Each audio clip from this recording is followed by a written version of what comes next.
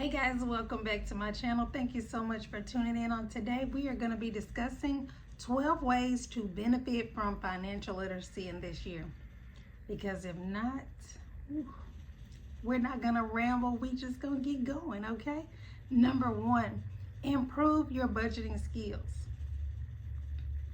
That was a mouthful. Okay, I know it.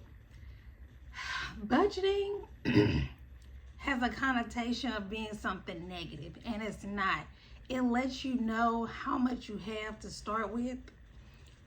That's what's coming in, and then what's going out. It allows you to just not swipe. You kind of pre-planning your money, kind of telling your money where to go.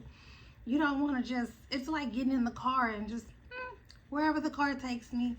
I mean, unless you have a smart car like a Tesla or these cars that drive by themselves, you need a roadmap, okay? Number two, invest smart. You know, you have to first start with a budget, see how much you have coming in, see how many bills you got going out, and definitely start investing, guys, because just 20 years ago, I was 20. 20 years now, I'm 40. Like, what? It happened so fast. I mean, so fast. So you definitely have to start investment. You know, you can do a Roth IRA. There's Fidelity, there's Vanguard, and Mutual, somebody, but definitely, you know, look into investments. Debt management. Oof. At some point, you know, if you're really serious about this, and I know if you clicked on my video, you are serious. So at some point, you're going to have to write down your debt. Yes, you're going to have anxiety. Yes, it's going to be overwhelming, but at the end, it's going to be so freeing, because you'll know where you are, and then you can do one of Dave Ramsey's method, the snowball. Because start small and gradually, you know, increase. You get that momentum, you go. Okay? I know if you're watching this video, most of my audience is between 20 and 25, but yes, retirement planning, number 4. Yes. Do not be like me and say, oh, I got plenty of time because I'm 20, 25. I am 40. And now I have to play catch up. Do not be like me.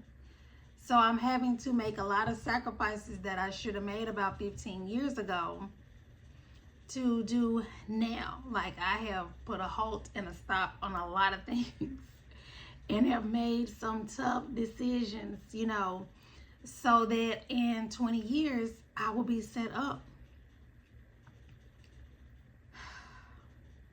You've got to learn the difference between a want and a need.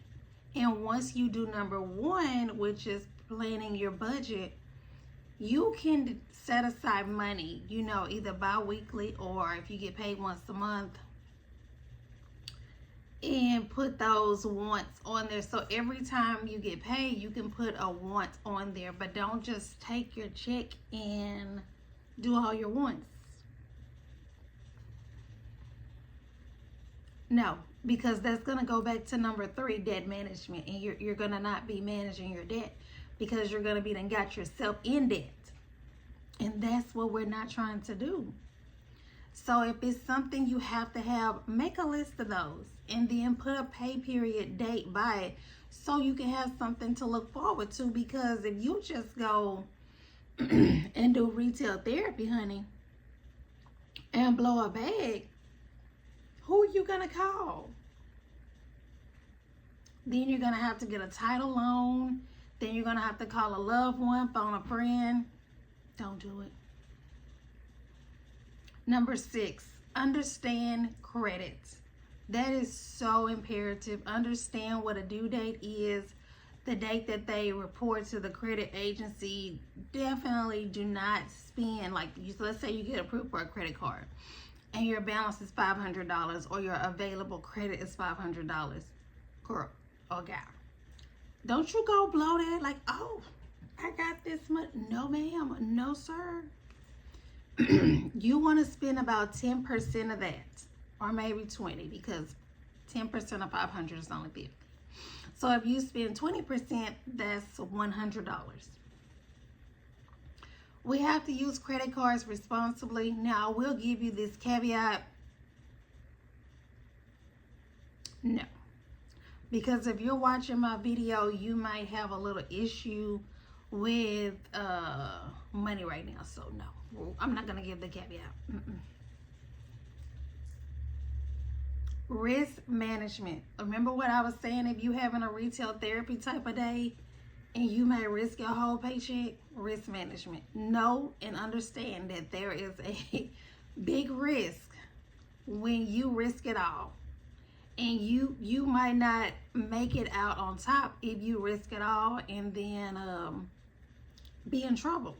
Okay? Don't do it. Tax knowledge. Definitely when you do your taxes, ask the preparer some questions.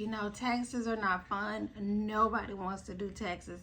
I don't even think anyone likes taxes unless you know that you're in school and you have quite a few children and you know that you're going to be on the receiving side of taxes. Then of course, you understand taxes. But if you have gotten yourself in a situation to where you make really good money and you're going to be paying Sam, it's dreadful. I know. But ask your tax preparer, hey, what can I do to lower my taxes? What expenses, are considered a write-off, and start to keep your receipts. Get you they call it an envelope, but you can get them, during back to school time. It's plastic and it's like an accordion. Get you one of those and start keeping those receipts. Before you know it, at the end of the year, I'll be here. Turn those receipts in and those will be a deduction. Those will be a write-off and it will lower your tax bill.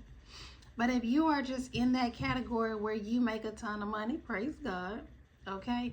But you should, do your pay your taxes every 90 days so it won't feel like a huge burden at the end, because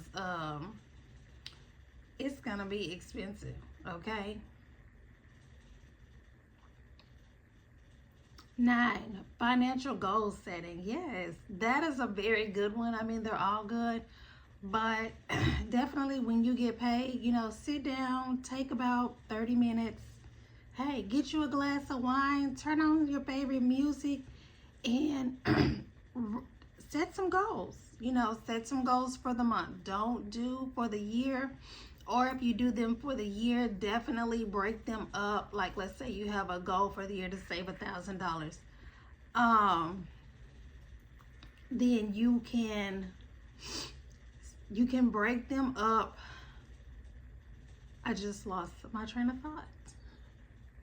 You can break them up and divide them by 12, and that will let you know what you need to save per month. And if you get paid every 2 weeks, then that will let you know what you need to save every 2 weeks. Okay? So, definitely set some goals. Even if you don't reach those goals, you will still have saved some money, okay? Learn about financial products. Those are like investment accounts, mortgages, loans. Definitely know the difference between those. They didn't really teach us this in high school. And if you were a business major in college, that's the only time they taught you this. It's like you really have to seek out the knowledge. You have to seek out the education for this. So just like, while you're scrolling on TikTok and everything else, seek out the knowledge for this. The more knowledge you have, the better off you'll be. But just come back to my channel and, I will teach you, okay? Learn how to negotiate. Now, men, I know y'all have this on lockdown, okay? It's not men, it's the ladies. Because, we're more emotional. We're like, oh, okay, well, I don't want to. Ladies, there's a lot of people on TikTok. I definitely can create a video for us for negotiation, because you have to negotiate your salary. What they're offering you is base pay as if it's entry level. If you have 10 to 20 years of experience, you don't need entry level, okay? Okay? Make sure you give this video a thumbs up, like, comment, and subscribe, and I will see you in the next one. Bye.